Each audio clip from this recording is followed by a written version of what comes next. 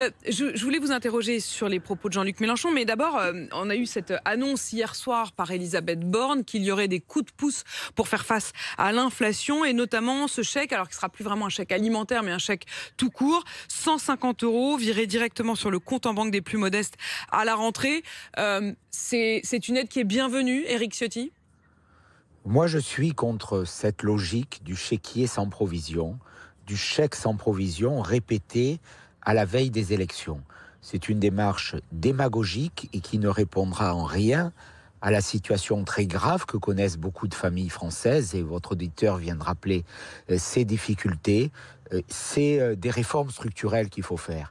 Nous, ce que nous proposons, par exemple, sur le carburant, qui ce matin atteint des records, jusqu'à 2,20 € le litre de sans-plomb, plus de 2,05 € pour le gasoil, c'est de baisser les taxes de façon structurelle.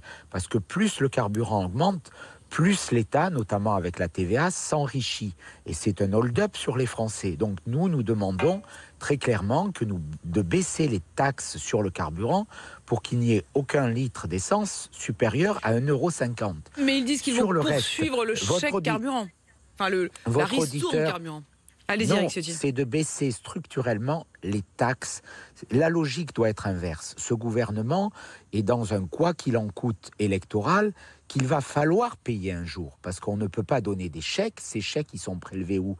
Sur les dépenses publiques. Et les dépenses publiques, il va falloir à un moment les rembourser en augmentant après les élections les impôts. Et c'est cette logique que nous dénonçons. Il faut des réformes structurelles, baisser les impôts, les taxes qui pèsent sur le pouvoir d'achat. Le pouvoir d'achat est en chute libre depuis le début de l'année, plus de 2% de baisse.